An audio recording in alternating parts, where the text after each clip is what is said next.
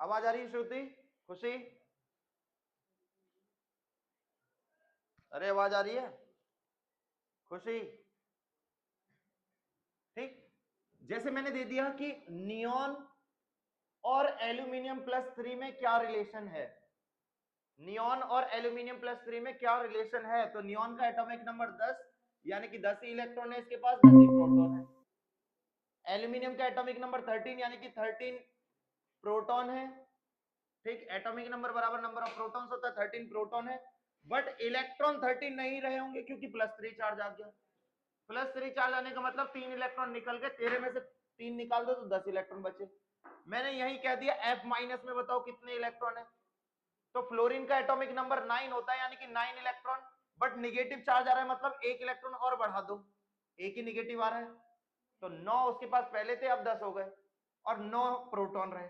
तो इन तीनों में अगर मैं रिलेशन पूछूं तो तीनों के पास सेम नंबर ऑफ इलेक्ट्रॉन है, तो मतलब ये आइसो इलेक्ट्रॉनिक।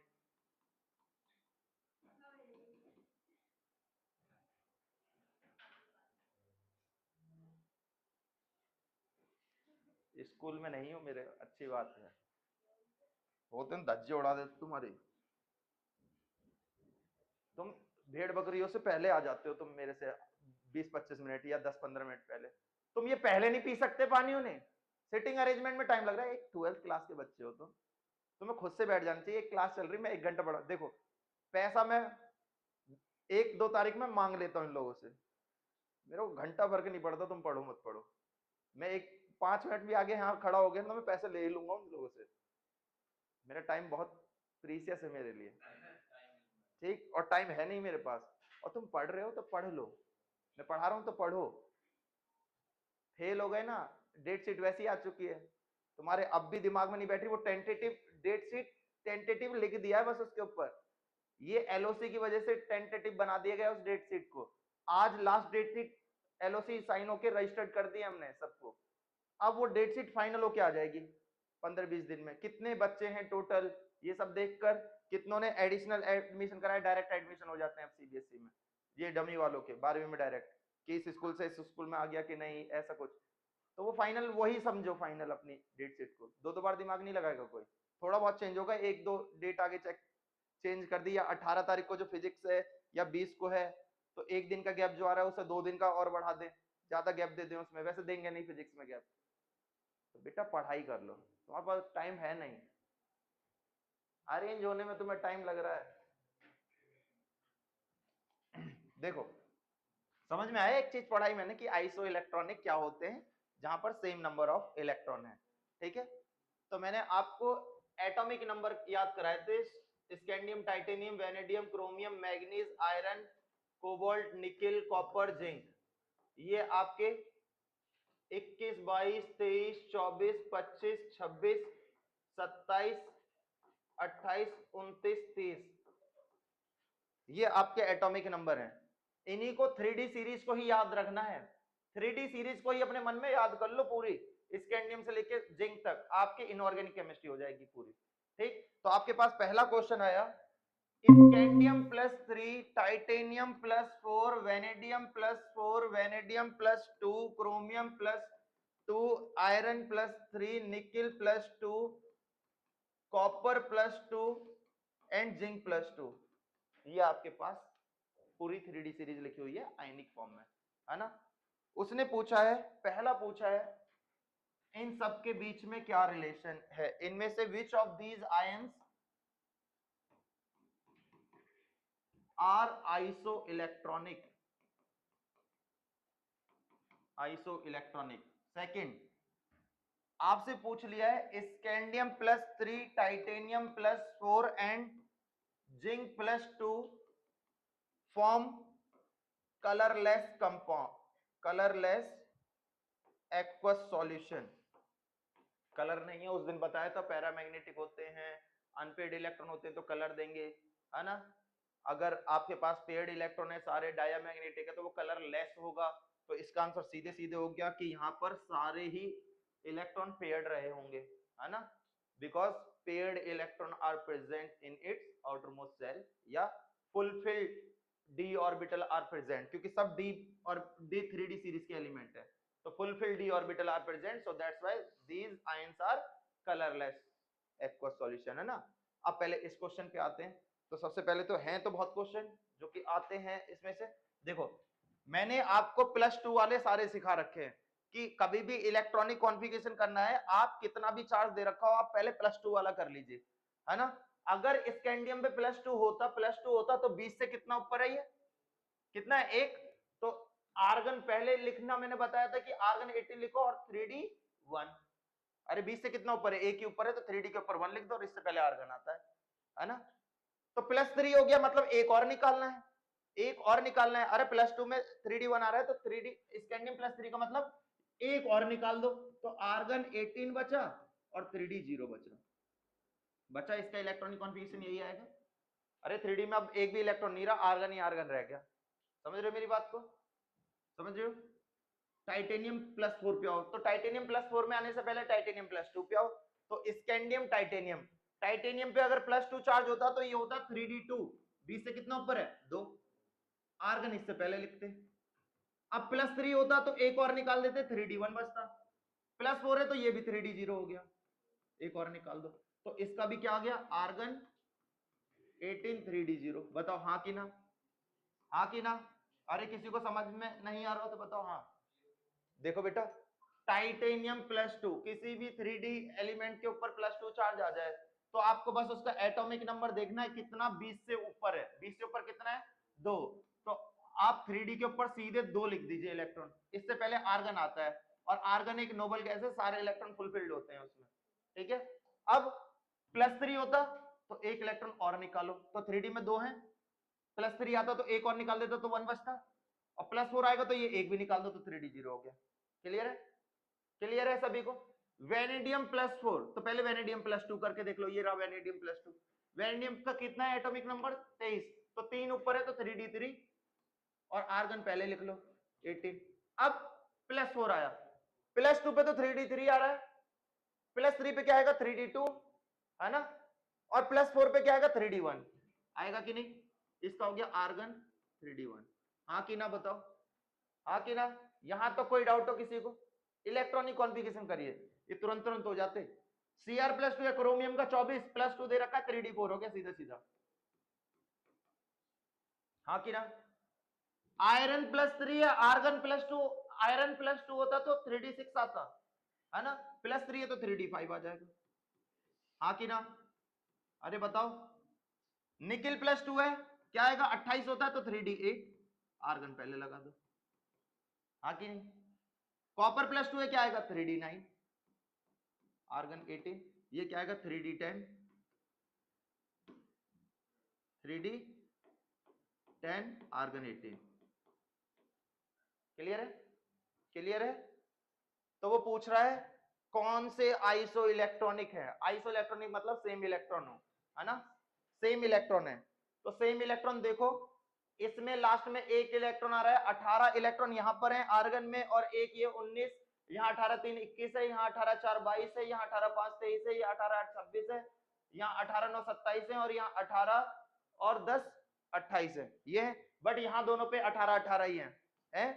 तो आप क्या लिखोगे, scandium +3 and titanium +4 are isoelectronic. समझ में आ रहा है कि नहीं, आइसो इलेक्ट्रॉनिक मतलब same number of electron. Clear है, अभी पढ़ा क्या है। साथ में मैंने कहा है कि इस चैप्टर के साथ साथ मैं डी ब्लॉक भी खत्म कराता रहूंगा, ठीक। समझ में आया कि नहीं, समझ में आया कि नहीं। इन दोनों के पास देखो आर्गन एक नोबल गैस है, देखो 3d में तो एक भी इलेक्ट्रॉन नहीं आया है, और आर्गन एक नोबल गैस है, नोबल गैस के पास कोई भी अनपेड इलेक्ट्रॉन नहीं होता, वो पहले से स्टेबल होती है। तो ये दोनों भी कलरलेस होंगे, स्कैंडियम +3 और टाइटेनियम +4।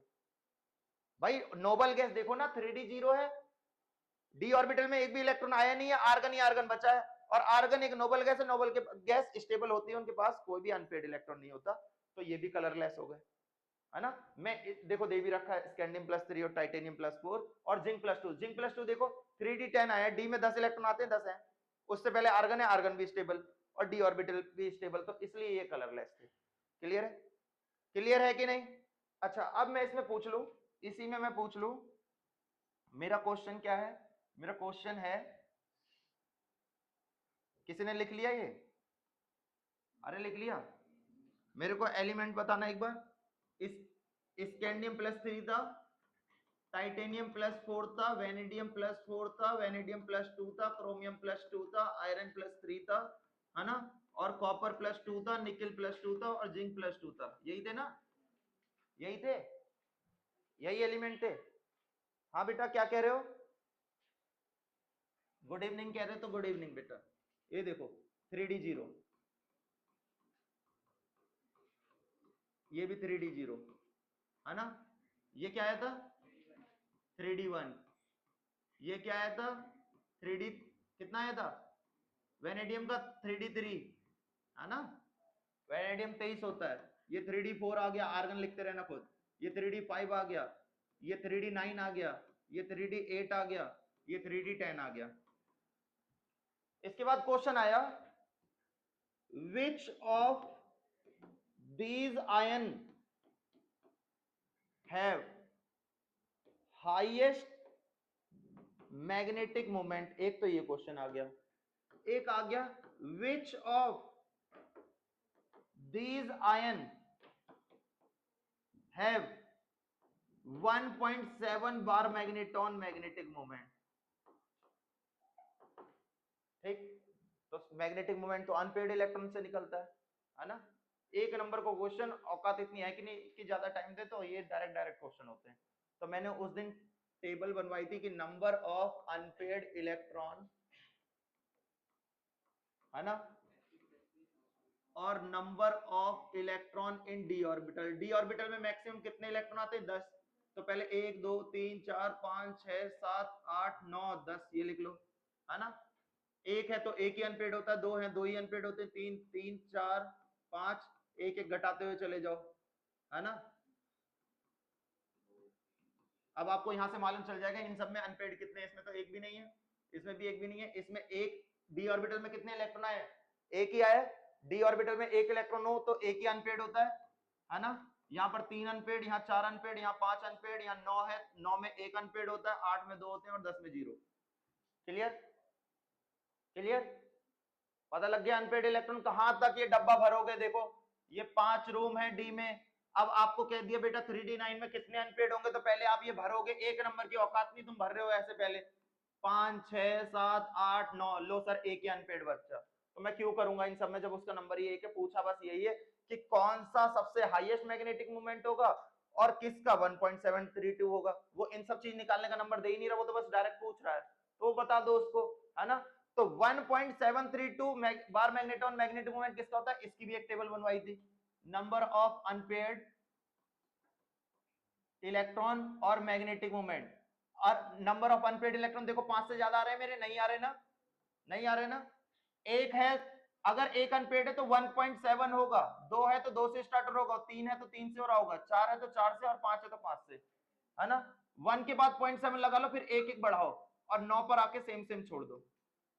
तो 1.7 किसका रहा होगा? जिसके पास 1 इलेक्ट्रॉन रहा होगा। तो उसने यही पूछा है। तो देख लो किसके पास एक अनपेड है। एक अनपेड कॉपर +2 के पास है और वेनेडियम +4 के पास है। तो इसका आंसर तो हो गया वेनेडियम +4 एंड कॉपर +2। क्लियर? पूछ रहा है सबसे ज्यादा किसका होगा, तो सबसे ज्यादा उसका होगा मैग्नेटिक मोमेंट जिसके पास सबसे ज्यादा अनपेड। देखो 5 है अनपेड इलेक्ट्रॉन, तभी 5 आया, है ना। तो सबसे ज्यादा अनपेड किसके पास है? Fe+3 के पास। तो आंसर हो गया Fe+3। पूछे क्यों है? क्योंकि इसके पास मैक्सिमम अनपेड इलेक्ट्रॉन प्रेजेंट है। समझ में आ रहा है कि नहीं? समझ में आ रहा है कि नहीं? दोनों कलर देंगे, तीनों कलर देंगे, ये देखो सभी कलर देंगे, ये और ये सब कलर देंगे, बाकी कलरलेस होंगे। समझ में आ रहा है? समझ में आ रहा है? यहां तक लिख लो इसे, जल्दी इस क्वेश्चन को लिख लो, इसको लिख लो, क्योंकि आगे क्वेश्चन ऐसे हैं। फिर सीएफटी पे चलूं, क्योंकि सीएफटी में इलेक्ट्रॉनिक कॉन्फ़िगरेशन पे डिपेंड है सीएफटी। पढ़ाई करो पढ़ाई।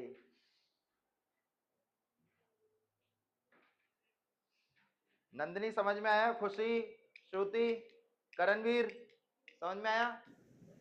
Yes sir. बढ़िया है बढ़िया। एक कॉपी ना भरी तो क्या पास होगा तू?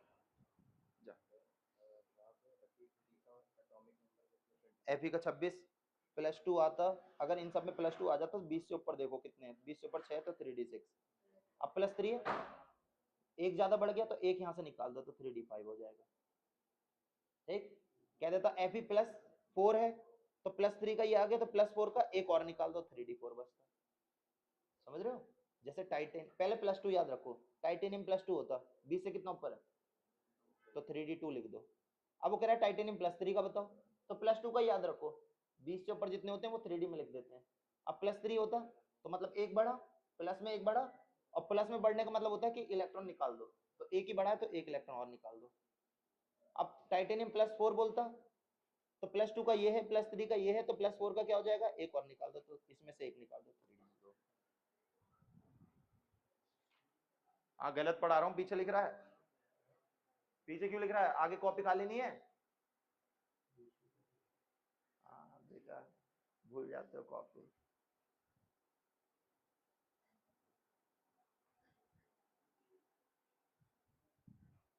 थक गई बच्ची, बायो ज्यादा पढ़ ली है ना।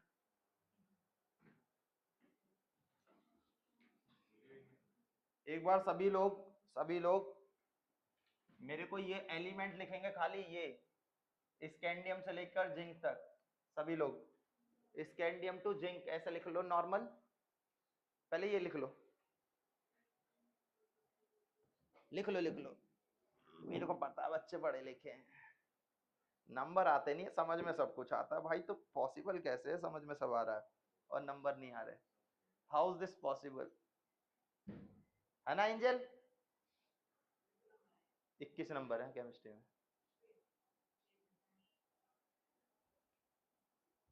मैंने ही चेक करी शायद केमिस्ट्री। कितने हैं, किसके थे 21?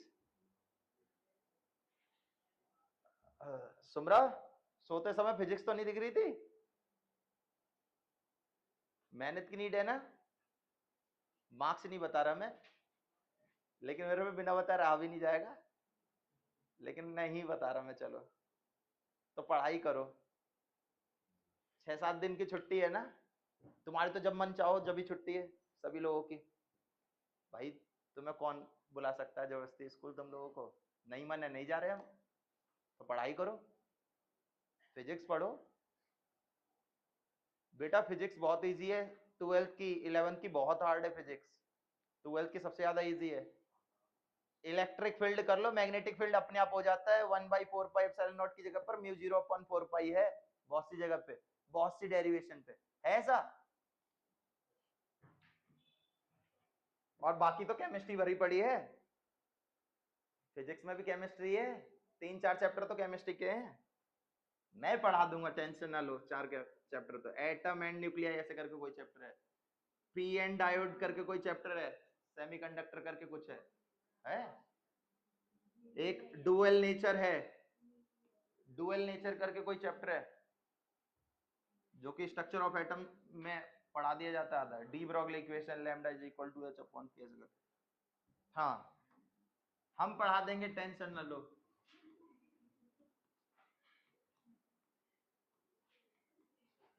बेटा कितनी जल्दी ये कंप्लीट हो रहा है उससे मतलब नहीं है, कितना आ रहा है उससे मतलब है, समझ में, कंप्लीट करने को मैं पूरा कंप्लीट बहुत जल्दी कर दूं, +2 कभी नहीं मोस्टली, अब +2 पहले पूछा जाता था जब बच्चों को आता नहीं था, अब बच्चों को मोस्टली लोग बच्चों को आने लगा इलेक्ट्रॉनिक कॉन्फ़िगरेशन, तो वो +3 और +4 पूछ लेते हैं, तो आप पहले इलेक्ट्रॉनिक कॉन्फ़िगरेशन ही सभी बच्चे निकाल कर लिखें अपनी कॉपी में, +2 +3 +4 का कितना होगा, प्रैक्टिस यही होगी, घर जाके नहीं करते होगे मैं जानता हूं, तो यही कर लो, मैं ही करा दूंगा, मुझे पता है घर पे you have lot of works, देखो हो गया अपनी स्कूटी नहला ने, ये फेल है सारे सब्जेक्टों में, इसने इतना विश्वास कर लिया मेरे पे कि मैंने फेल ही कर दिया, सब में फेल, एक में पास नहीं, लेकिन 10 से ऊपर दिए हैं इसको नंबर,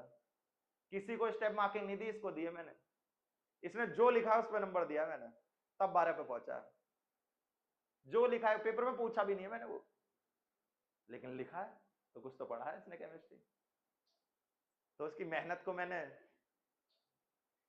रिवॉर्ड दिया है, ऐसे ही मैंने देव को दिया, देव क्यों गुस्सा हो रहा है? देव ने भी जो लिखा है उस पर नंबर दिया है। क्या कॉपी रखी है मेरे पास 11th की भी, जिसमें तू फेल है। हाँ, कितने अच्छे कर्म करोगे तुमने पिछली जन्म में कि तुम्हें मेरा जैसे क्लास टीचर मिला, तुम 11th में फेल हो के मैंने 12th में प्रमोट करे हो, है ना आरुष? आरुष ने थैंक यू नहीं बोला लेकिन मेरे को, आरुष बच्चा है मेरा।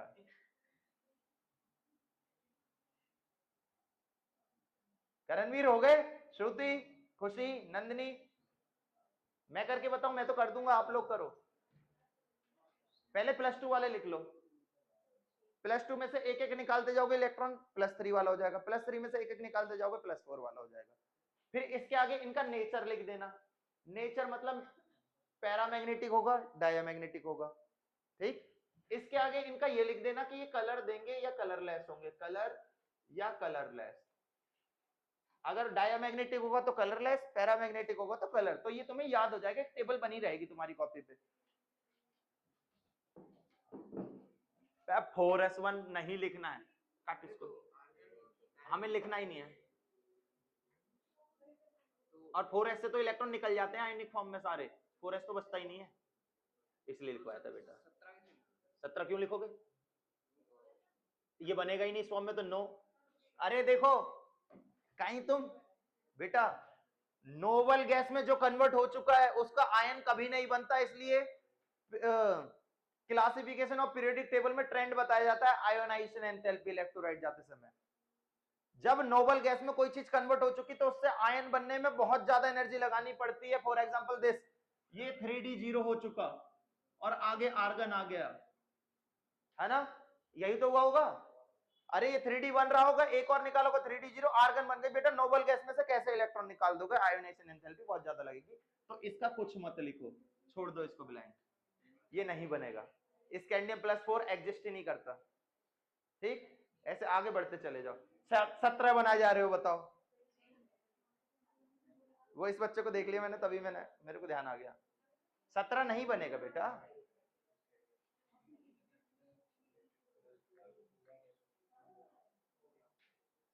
हो गया, बहुत बढ़िया, दिमाग लगाओ कर, नहीं तो मैं तो बता दूंगा 2 मिनट में।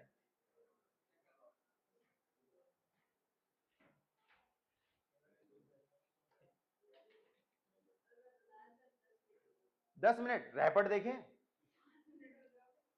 5 मिनट देखो, देख लो। 3d1, 3d2, 3d3, 3d4, 3d5, 3d6, 3d7, 3d8, 3d9, 3d10, ये रहा होगा, ठीक। ये रहा होगा +2 का सबका ये रहा होगा। +3 का 3d0, आर्गन आगे खुद लगा लेना, 3d1, 3d2, 3d3, 3d4, 3d5, 3d6, 3d7, 3d8, इसका नहीं बनेगा। जिंक +3 नहीं बनेगा, स्टेबल हो गया बेटा वो। स्टेबल से आप कैसे इलेक्ट्रॉन निकाल दोगे? 3d9 बनाने में लग रहे होगे। अरे डी ऑर्बिटल स्टेबल हो चुका, स्टेबल हो चुका मतलब एक नोबल गैस टाइप का इलेक्ट्रॉनिक कॉन्फिगरेशन। डी में 10 आते हैं, 10 है, और उससे पहले आर्गन है, कैसे निकाल दोगे? एनर्जी ज्यादा लगेगी, और जहां एनर्जी ज्यादा लगती है इंसान वो काम करता ही नहीं है, ठीक। जैसे मैं कह दूं बेटा खुद से निकालो अबो प्रिंसिपल से, छोड़ दोगे तुम कि कौन निकालेगा +2 के बाद +3 +4? तो एनर्जी जहां ज्यादा लगे उसे गोली मारो। 3d0, 3d1, 3d2, 3d3, 3d4, 3d5, 3d6, 3d7, ठीक। ये तो बनेगा ही नहीं, जब 3 नहीं बना तो 4 कैसे बनेगा? समझ में आ रहा है? तो लास्ट वाले ऑर्बिटल को देख के नेचर पहचान लो। ये डाया हो गया, ये पैरा हो गया, है ना? मैं +4 की कंडीशन बता रहा हूं, +4 की कंडीशन के लिए बता रहा हूं कि ये डाया पैरा है। अगर +3 के लिए तो ये यहां से बताना, +3 के लिए पैरा है डाया, मैं +4 के लिए बता रहा हूं, ठीक। ये देखो 2 है, 2 डी ऑर्बिटल में 2 इलेक्ट्रॉन आते हैं तो 2 ही अनपेड होते हैं, मतलब पैरा हो गया, पैरा हो गया, पैरा हो गया, पैरा हो गया, 4 अनपेड आएंगे, 6 इलेक्ट्रॉन आ जाते हैं डी में तो 4 अनपेड होते हैं, तो पैरा हो गया, पैरा हो गया, है ना? मतलब ये +4 में ये कलर लेस हो गया, लेस है ना, और सब कलर्ड हैं। समझ में आ रहा है? समझ में आ रहा है? ठीक है, मतलब आपका टाइटेनियम +4 डायामैग्नेटिक है। ठीक ठीक, वे हाँ, डी मतलब डायामैग्नेटिक, सारे पेयर्ड हैं। देखो 3D 0 हो गया, आगे आर्गन आ गया, आर्गन एक नोबल गैस है, सारे पेयर्ड रहे होंगे तभी वो डायामैग्नेटिक है। परसों की क्लास में लिखवाया था। ठीक है, तो ये एक टेबल थी। ठीक, समझ में आया? ये टेबल बना के रखें और खूब प्रैक्टिस करें। प्रैक्टिस ऐसे इसमें करने की कोई है नहीं नीड, बट फिर भी मैं कह रहा हूँ ना, केमिस्ट्री 10 मिनट भी पढ़ोगे, 10 से 15 मिनट तो बहुत है। ठीक, मतलब आपके नंबर अच्छे आ जाएंगे 10-15 मिनट पढ़ने पे अब भी, बट वो 10-15 मिनट भी तो पढ़ो। जैसे मैं एक क्वेश्चन पूछ लेता हूं बेटा,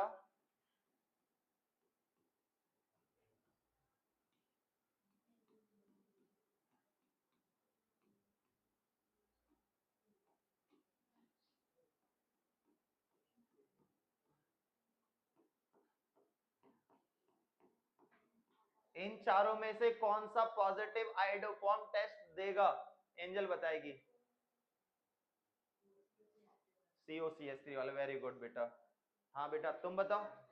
सबसे पहले वाला, वेरी गुड बेटा। सबसे पहले वाले का नाम क्या है? हाँ, एनिसोल। ये एनिसोल है, बहुत बढ़िया बहुत बढ़िया। ये एसिटोफिनॉन है, मैंने बता दिया। चलो ठीक है, ये इथाइल बेंजीन है, मैंने बता दिया। और ये इथेनॉल है, ये भी मैंने बता दिया। तुम्हारा चांस खत्म। हाँ बेटा तुम बताओ, आयोडोफॉर्म टेस्ट कौन दे? हाँ, एसिटोफिनॉन, मतलब बी ऑप्शन इन दोनों के हैं। हाँ तुम बताओ।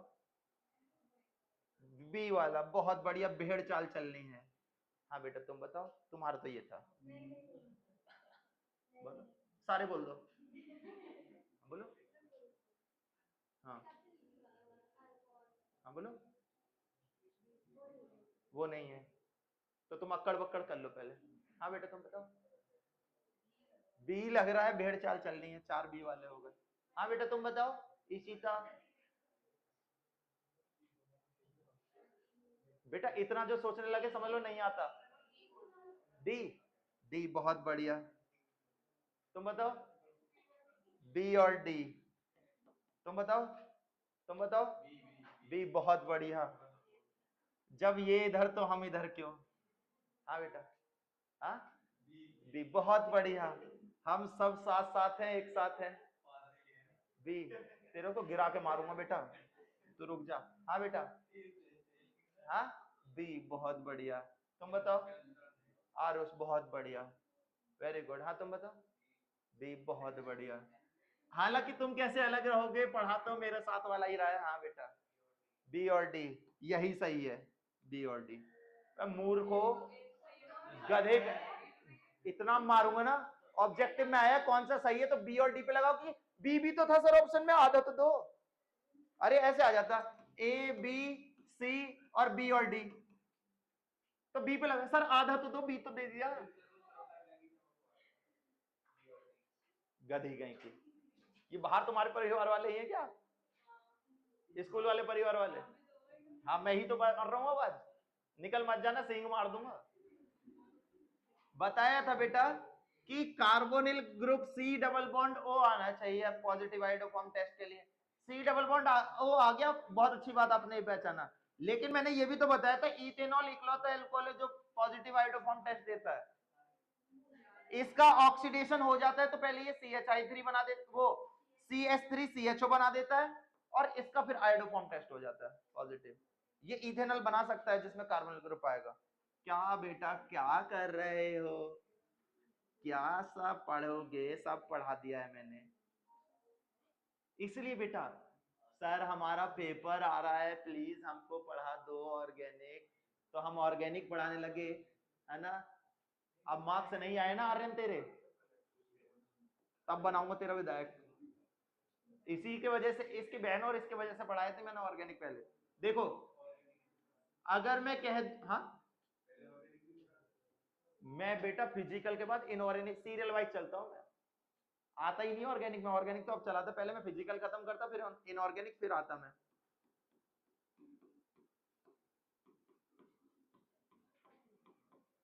हाँ बेटा, KMnO4 कौन सा रीजेंट, रिडक्शन का या ऑक्सीडेशन का? बहुत बढ़िया, किस गधे से पढ़ रही हो? बोल दो कमल सिंह। मूर्ख, ये बनता पीते पीते। हाँ हाँ, ऑक्सीडेशन। हाँ, जब रिडक्शन में मैंने गधी बोल दिया तो अगली तो ऑक्सीडेशन बताएगी। चलो बेटा बता फिर क्या बनेगा?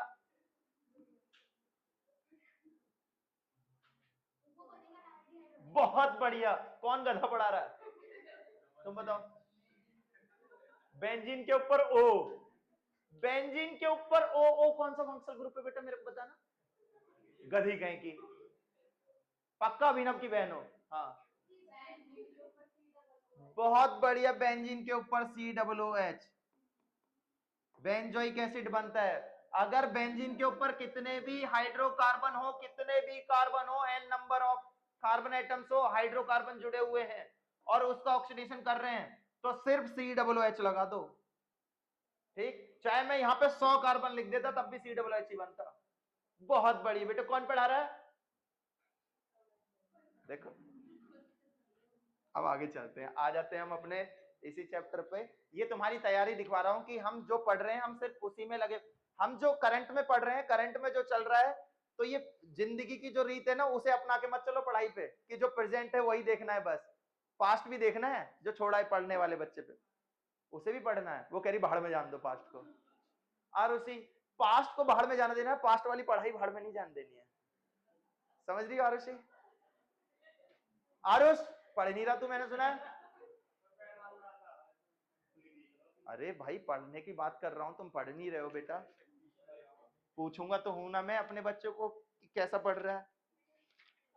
हद है भाई, लो आज से नहीं पूछूंगा, नहीं पूछूंगा बेटा। हाँ टाइटेनियम +4, क्रोमियम +3, वेनेडियम +3। ये क्वेश्चन आगे, टेबल मैंने आपको बनवा दी। टेबल देखो, टेबल बनवा दी। डायरेक्ट आंसर बताना, कलरलेस कौन सा है और क्यों? टाइटेनियम +4। देखो बाकी सब में अनपेड इलेक्ट्रॉन आ रहे होंगे। देखो यहाँ 3d3 आ रहा होगा, यहाँ 3d1 आ रहा होगा। कितना आ रहा है? अरे वेनेडियम +3 में कितना आ रहा है? 3d2। यहाँ 3d2 आ रहा है, यहाँ 3d3 आ रहा है, यहाँ 2 अनपेड है, यहाँ 3 अनपेड है, यहाँ एक भी अनपेड नहीं है, 3d0 आ रहा है ना? यानी कि सारे अनपेड है, तो पेड की वजह से ये कलरलेस है। टाइटेनियम +4 एक कलरलेस एक्वस सॉल्यूशन बनाएगा। क्लियर है? मैं पूछ रहा हूं, देखो ऐसे आएगा, जिंक +2 salts आर व्हाइट और कलरलेस। केमिस्ट्री में व्हाइट को कलरलेस माना जाता है। ठीक, कलरलेस क्यों? तो देखो 3d10 आया होगा जिंक +2 का, लास्ट में देखो 3d10 आ रहा है। सारे इलेक्ट्रॉन डी में 10 आते हैं, 10 के 10 हैं, मतलब सारे पेड हैं, सारे पेड हैं, इस वजह से एक भी अनपेड नहीं है, इसलिए कलरलेस है या व्हाइट है। ठीक है, ये आपको पास आपकी लैब में कार्बोनेट आयन रखा हुआ मिलेगा, कोई भी कार्बोनेट कंपाउंड। ठीक है, कार्बोनेट कंपाउंड बिल्कुल पाउडर होता है, बिल्कुल पाउडर, नाइसिल पाउडर मान लो व्हाइट में। ठीक है, बाकी भी सॉल्यूशन व्हाइट में होते हैं, बट व्हाइट क्रिस्टल होते हैं, क्रिस्टल फॉर्म में, जैसे अमोनियम क्लोराइड। ठीक है, इकलौता कंपाउंड आपकी लैब में अभी आपके सॉल्ट एनालिसिस कराया जाएगा स्कूल में, मैं भी कराऊंगा आपके पास। अगर आपका टीचर अच्छा है, आपसे अच्छी बॉन्डिंग है, तो आपको बता देगा कि ये सॉल्ट रखे हैं बेटा, इसी का आपको डायरेक्ट कंफर्मेटरी टेस्ट इसका करके दिखा देना। मेरे साथ बॉन्डिंग अच्छी मत मानो, मैं लास्ट में खेल खेल जाता हूँ, पैसे नहीं मिलते तो। ठीक, तो देखो पहली बता, बिल्कुल पाउडर फॉर्म में जो होगा वो कार्बोनेट का ही सॉल्ट होगा, मतलब कार्बोनेट वहां प्रेजेंट होगा, तो कार्बोनेट वाला कर लेना। पहले निगेटिव वाला प्रेजेंट दिखाया जाता है सॉल्ट एनालिसिस में हमेशा, सब हमेशा पहले निगेटिव वाला रेडिकल हम पहले कंफर्म कराते हैं, उसके बाद पॉजिटिव। अब निगेटिव आपने पाउडर देखते ही पहचान ली कि इसमें कार्बोनेट है ना, तो कार्बोनेट आयन पहले कंफर्म कर लेना। उसके बाद अगर आपको क्रिस्टल में व्हाइट दिख रहा है तो वो अमोनियम क्लोराइड भी हो सकता है, बहुत से हो सकते हैं, बट कलर आपके पास सिर्फ यही दो कंपाउंड होते हैं, आयरन वाले और कॉपर वाले आपकी लैब में। आयरन वाला ग्रीन होगा, ग्रीन कलर का दिख रहा है तो समझ लेना आयरन इसमें प्रेजेंट है, ब्लू दिख रहा है तो समझ लो कॉपर प्रेजेंट है। इसके अलावा आपकी लैब में कोई है नहीं ऐसा, दो ही कलर वाले हैं, बाकी सब व्हाइट वाले हैं। फुली पाउडर की तरह जो व्हाइट होगा उसमें कार्बोनेट होगा, बाकी सब में क्रिस्टल वाले होंगे। ठीक, तो ये दिए जाते हैं, आयरन दे दिया जाता है, कार्बोनेट दे दिया जाता है, बाकी सब में क्रिस्टल, व्हाइट क्रिस्टल दिया जाता है। ये कोई बहुत बड़ा ही वाला होगा जो आपको कलर बताएगा, नहीं तो लैब में हमेशा कलरलेस सॉल्ट दिए जाते हैं सॉल्ट एनालिसिस कराने के लिए, सारे सफेद रख देगा, कहेगा करो आइडेंटिफाई, तभी तो 30 नंबर है। टीचर भी खड़ूस है, नहीं बताया आपको तो आप लगे रहना फिर 0 से लेके 6 तक करते रहो, कंफर्म आएगा कि नहीं आएगा, है ना। चलो हम आ जाते हैं अपने टॉपिक पे, इधर नहीं जाते हैं, ज्यादा भटकते नहीं है, नहीं उधर करणवीर गाली बक रहा होगा। देखो नहीं नहीं सर। अरे बेटा मैं तो मजाक कर रहा था, तुम दिल पे ले गए, सही में दे रहे होगे फिर। देखो एक क्वेश्चन आया, टाइटेनियम +3 कह रहा है, टाइटेनियम +3 बेटा करणवीर तुम ही बताओगे, बहुत दिन हो गए तुमसे क्वेश्चन पूछे पूछे। करणवीर लाइट तो नहीं चली गई? देखो यस सर, सर आवाज नहीं आ रही। टाइटेनियम +4 और क्रोमियम +3 में कौन ज्यादा स्टेबल? करणवीर बस स्टेबल बताना है। Sir chromium +3। बहुत बढ़िया, कौन गधा पढ़ा रहा? मैं नहीं, इतना मारूंगा बेटा। कैसे बताओ, तब तक मैं खुशी से पूछ लेता हूँ। खुशी बताओ, ऑनलाइन वाली खुशी। Yes sir. कौन ज्यादा स्टेबल? टाइटेनियम +4। क्यों?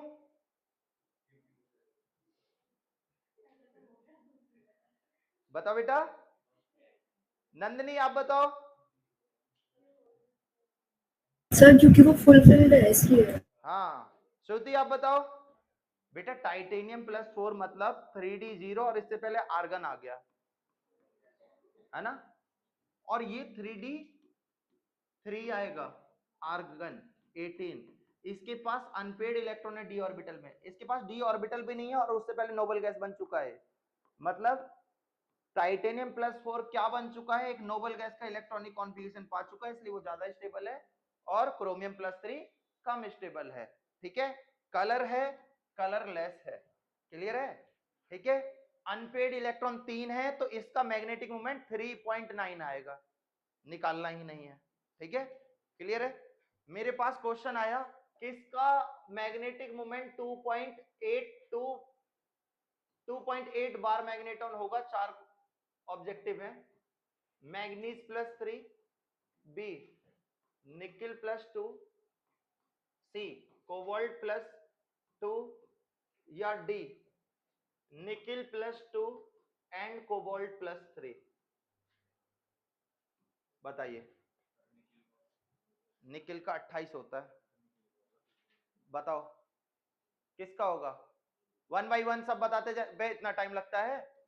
सब पे +2 दिया, देखो मैग्नीज +2 होता तो 3d5 आते, है ना, +3 है तो 3d4, 4 ही अनपेड रहे, 4 अनपेड होगा तो 4 से स्टार्ट होता, तो ये ऑप्शन तो रहा नहीं। कोबाल्ट +2 7 हो गया, 3d7, 6 होता है तो 4 होते हैं, 7 अगर डी ऑर्बिटल में इलेक्ट्रॉन आ जाए तो 3 हो जाते हैं, तो ये भी नहीं हुआ, ये 3 से स्टार्ट होगा, इन दोनों में से कोई होगा। निकिल +2 3d8, 8 का मतलब 2 अनपेड, लेकिन कोबाल्ट +3 का क्या होगा बताओ? कोबाल्ट +3 क्या होगा? कोबाल्ट +2 होता तो 3d7, बट ये है तो 6 हो गया, है ना, और 6 हो गया तो 4 अनपेड, तो ये तो हुआ नहीं, तो एक ही बचा। ठीक है, निकल +2, निकल +2 के पास 2 अनपेड होंगे तो 2 से स्टार्ट होगा मैग्नेटिक मोमेंट। ठीक है, कुछ डाउट में है बच्चा तुम्हारे साइड वाला है? बेटा समझ में आया? समझ में आया? क्या समझ में आया? ले खड़ा हो जा, चल बैठा रहे, दोबारा पूछूंगा। टॉपिक स्टार्ट करते हैं, crystal field theory.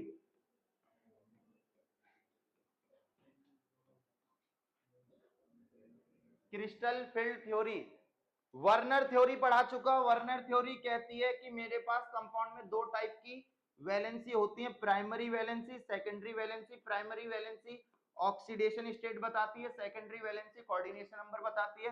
Primary valency ionisable होती है क्योंकि ऑक्सीडेशन नंबर एक चार्ज है, चार्ज है तो ये आयोनाइजेबल है, ये नॉन आयोनाइजेबल है। ठीक है, इतना ही बताता है बस। ठीक है, वीबीटी बताती है मेरे को किसी कंपाउंड का मैग्नेटिक करेक्टर, हाइब्रिडाइजेशन और शेप। ठीक है, ये चीज बताती है। सीएफटी क्या बताती है पता नहीं, देख लेते हैं। तो सीएफटी बताती है क्या, देखो कि मेरे पास डी ऑर्बिटल के एलिमेंट्स पढ़ रहा हूं, डी ऑर्बिटल के कंपाउंड्स पढ़ रहा हूं, तो डी में 5 डब्बे होते हैं। कितने होते हैं? 5 होते हैं, है ना। डी के पास 5 कमरे हैं, जिसमें पहले वाले का नाम है डी एक्स वाई, दूसरे का डी वाई जेड, तीसरे का डी जेड एक्स, चौथे का D x square minus Y square और पांचवे का डी जेड स्क्वायर। ठीक है, ये नाम होते हैं इन 5 डब्बों के, है ना। ये एक्सिस पे ये x है, ये y है, ये z है। ठीक है, ठीक। पहला ऑर्बिटल एक्स वाई को मिलकर बना है, z छोड़ दिया, दूसरा वाई जेड को मिलकर बना है, x छोड़ दिया, तीसरा जेड एक्स को मिलकर बना है, y छोड़ दिया। ठीक है, और चौथा जो बना है वो x और y के स्क्वायर का डिफरेंस के बीच का ऑर्बिटल है, ये बना दिया, और पांचवा इकलौता z का स्क्वायर कर दिया। ठीक है, ये मेरे पास d के 5 ऑर्बिटल है। ठीक है, नाम याद करो, D x Y, D Y Z, D Z X, D x square minus Y square, D Z square. ये नाम याद करने पड़ेंगे सीएफटी के लिए, इंपॉर्टेंट ये नाम ही है, बाकी कुछ इंपॉर्टेंट नहीं है इसमें, नाम याद होने चाहिए इन डब्बों के। ठीक है, D x Y, D Y Z, D Z X, D x square minus Y square and D Z square. 5 डब्बे हैं, 5 नाम है। 3 तो एक्सिस पे ही है, ये एक्सिस के बीच में, ये भी ऐसी है। ठीक, D x Y, D Y Z, D Z X, D x square minus Y square and D Z square, ये नाम हो गए। तो क्रिस्टल फील्ड थ्योरी में क्या करा गया? क्रिस्टल फील्ड थ्योरी में क्या करा गया? क्रिस्टल फील्ड थ्योरी में ये कह दिया गया कि जो एक्सिस पे ऑर्बिटल है उन्हें अलग कर दो, और जो विदाउट एक्सिस पे उन्हें अलग कर दो। तो एक्सिस पे 3 ऑर्बिटल हैं, d x Y, D Y Z, D Z x, ये एक्सिस पे थे। जो बच गए उसे अलग कर दिया, d x square minus Y square, D Z square. इन ऑर्बिटलों की एक्सिस पे कुछ अलग एनर्जी रही होगी, जिसको मैंने क्या कह दिया? जिसको कह दिया इन सब ऑर्बिटलों का नाम लेना मुश्किल, तो इसलिए इन सबको कलेक्टिव फॉर्म में कह दिया T2G। क्या? T2G। तो T2G में कौन कौन से ऑर्बिटल बता दिए? एक्सिस वाले, DXY, DYZ, DZX। ऑब्जेक्टिव में आ सकता है एक्सिस पे कौन से ऑर्बिटल होते हैं, या T2G में कौन कौन से ऑर्बिटल होते हैं, तो एक्सिस वाले। और जो विदाउट एक्सिस होते हैं उसे EG बोल दिया। क्या बोल दिया? EG। समझ में आ रहा है? EG। चलो, है ना। तो क्वेश्चन कैसे आता है? क्वेश्चन आता है, draw a diagram of CONH3 का होल 6 प्लस 3।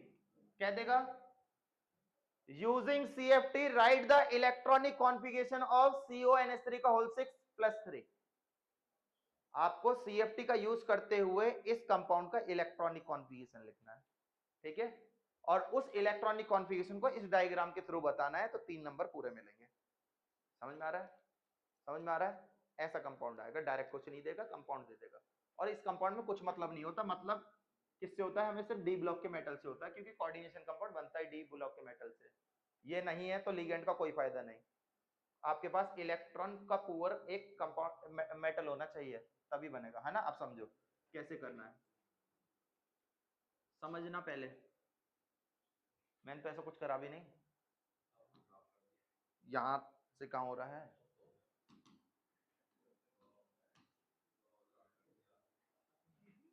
इतना समझ में है? आज के लिए इतना। मैंने तो कुछ करा भी नहीं था। हाँ ठीक है, देखो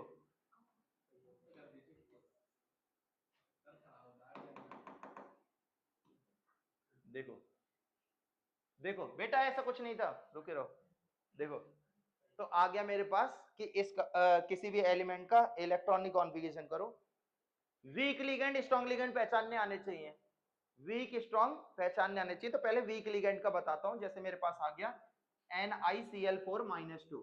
मैं कह रहा हूं NiCl4-2 का इलेक्ट्रॉनिक कॉन्फ़िगरेशन लिखो अकॉर्डिंग टू CFT। तो सबसे पहले ऑक्सीडेशन नंबर निकालो। क्या आएगा? x प्लस -1 × 4 बराबर -2, x बराबर +2। यही आएगा, यानी कि निकिल पे +2 चार्ज है, मतलब 3D8 आएगा। आएगा कि नहीं? आएगा कि नहीं? हाँ कि ना? सबसे पहले कोई भी कंपाउंड दे दिया जाए उसमें मेटल का ऑक्सीडेशन नंबर निकाल लो। ठीक, तो मुझे ये पता चल गया निकिल पे +2 आया, मतलब 3D8 रहा होगा, मतलब डी में 8 इलेक्ट्रॉन रहे होंगे। है ना। कंपाउंड का इलेक्ट्रॉनिक कॉन्फ़िगरेशन कभी नहीं होता, वो डराने के लिए कंपाउंड लिख देता है, होता मेटल का ही है और इलेक्ट्रॉनिक कॉन्फ़िगरेशन। तो ऑक्सीडेशन नंबर निकालो और मेटल का देख लो कितने इलेक्ट्रॉन आ रहे हैं डी में। तो डी में कितने आ रहे हैं बेटा 8। तो पहले तो इधर वाले में हुंड्स के अकॉर्डिंग एक एक करके भरो, सब कमरों में एक एक इलेक्ट्रॉन डाल दो, ठीक है। डाल दी 5 6 7 8। ये डब्बे बना के बंद मत कर देना, बट कर भी दोगे कोई फर्क नहीं पड़ेगा, बट खुले हुए ज्यादा रखो, ज्यादा सही है, हवा आने दो इन्हें भी, हवा लगने दो, ठीक है। 8 उधर भर दिए डी में, ठीक। अब इधर देखो मेन काम इधर होता है, ये तो हुंड्स ने ही बता दिया था, सीएफटी ने ये बताया था T2G और EG, है ना। तो देखो एक एक करके भरो, वीक लिगेंड है, कैसा है वीक, एनर्जी है नहीं, तो एक एक करके सब में भरो, 1 2 3 4 5 6 7 8, है ना। तो इलेक्ट्रॉनिक कॉन्फ़िगरेशन क्या है, T2G में कितने आए 6 और EG में कितने आए 2, हो गया इलेक्ट्रॉनिक कॉन्फ़िगरेशन खत्म, ठीक। T2G में 6 आए। हाँ बेटा पहले नीचे से स्टार्ट करेंगे, इलेक्ट्रॉन नीचे से भरना स्टार्ट करोगे एक एक करके, वीक लिगेंड है, एक एक करके सब में भरो, फिर नीचे आ जाओ वापस, बच गए इलेक्ट्रॉन। तो T2G 6 EG 2, खत्म इलेक्ट्रॉनिक कॉन्फ़िगरेशन, ये CFT बताता है, ठीक। वीक लिगेंड,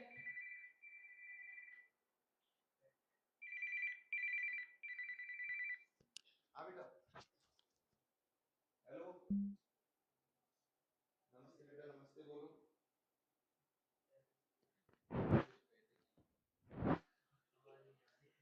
कितना का पड़ा, कितने का पड़ा? हाँ तो मैं बता ही रहा था, मैंने बुक कर लिया था। अभी कितने का पड़ रहा है?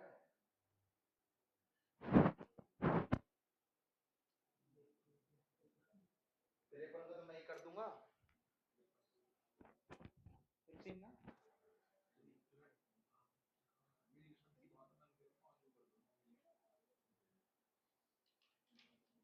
कोई नहीं कोई नहीं कोई नहीं कोई नहीं, फिर मैं कर लूंगा, ठीक है बेटा, थैंक यू। अबे तेरे पापा का GST नंबर होगा? हाँ है, मेरे को पकड़ा दियो, पास होना चाह रहा था, हाँ ले लो, है ना। पैसा जो है वो मेरे को वापस कर दियो, तो तू पास हो जाएगा। मैंने कर दिया था 16 लेकिन फिर मैंने कैंसिल कर दिया, 51,000 का पड़ रहा था, फिर मैंने लिया ही नहीं, 51,990 ऐसे करके कुछ आ रहा था 52। तो फिर मैंने नेक्स्ट डे फिर बुक करा, फिर मैंने सोचा क्यों ही इतने पैसों पे आगे लगाऊं, मैंने वापस कर लिया। समझा बेटा, पैसा नहीं है मेरे पे गरीब आदमी। हाँ बेटा पक्का, GST नंबर से फर्क नहीं पड़ रहा, GST का जो पैसा है वो मेरे पे करके दिखाओ इसका इलेक्ट्रॉनिक कॉन्फ़िगरेशन। हाँ CFT के थ्रू कितने का पड़ेगा, तू देख उससे मना कर दी मैंने, क्या कितने का पड़ेगा फिर?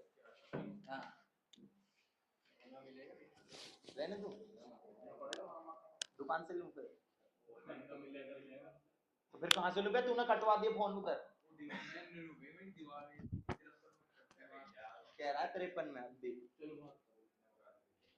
ऑफर चल रहा है, फ्लिपकार्ट पे बोल रहा है, मेंबरशिप है उसके पास, चल रहा है बेटा। हाँ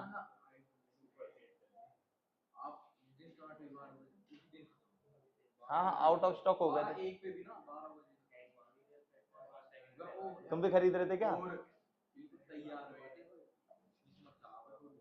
मैंने एड वाइड करके पेमेंट वेमेंट वाला सब रोक के रखा था। कितने का पड़ता अगर GST नंबर? जो मैं जाता हूँ ना जिसके पास ACTM पढ़ाने, उसके बाप ने 16 प्रो मैक्स करा था और 17 प्रो तो वो खरीद लाया, 64 का पड़ रहा है, नहीं चाहिए, मैं अपना यही चला S20 चला लूंगा मैं अपना, नहीं हुआ, अरे 3D6 आ गया है ना, ये पड़ेगा T2G4 EG2, यही आया होगा, 4 नीचे आए होंगे T2G में और EG में 2 आए होंगे और अनपेड इलेक्ट्रॉन सीधे सीधे दिख गए होंगे, कितने 4 अनपेड है ना, तो ये आया होगा। तो आपसे ऐसा पूछा जाएगा, ऑब्जेक्टिव में पूछ लिया जाएगा according to VBT what is the hybridisation of FeCl6-4, तो इसकी ट्रिक भी बताऊंगा डायरेक्ट पहचानना, बट अभी निकालना बता दिया मैंने आपको 3 नंबर के हिसाब से, ट्रिक में ही खत्म हो जाएगा अगर ऑब्जेक्टिव में आया तो, है ना। जैसे ऑब्जेक्टिव में पूछा जाएगा CFT इतनी पूछी नहीं जाती, ठीक है। ये क्वेश्चन है जैसे पूछा जाता है आगे बताऊंगा। ठीक है बेटा, आज के लिए इतना।